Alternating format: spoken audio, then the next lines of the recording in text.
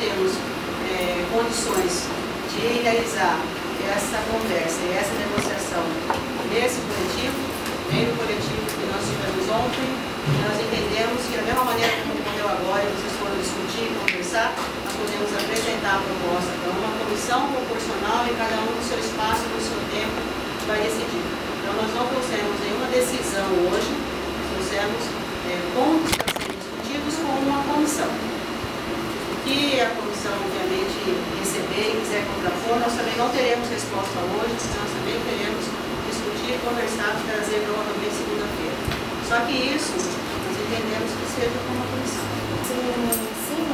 No sentido de estar num coletivo grande assim, as pessoas que estão ocupadas na reitoria, de saberem o lançamento de vocês, era de que inclusive todos tivessem acesso, mas a gente tirou de algumas pessoas que estariam no processo de negociação fazendo fala.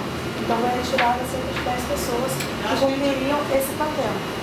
E também a gente discutiu mais ou menos o caráter com que vocês trazem, né, de apresentar uma proposta, de apresentar algumas discussões e depois levar para suas bases ou levar para suas direções o que é discutido, para que depois a gente possa marcar uma nova conversa e ver como é partida, coisa e tal. Acredito que o que você vai falar para eles é a mesma coisa que você vai falar para o grupo aqui. Todo mundo aqui está muito bem organizado para ouvir, né?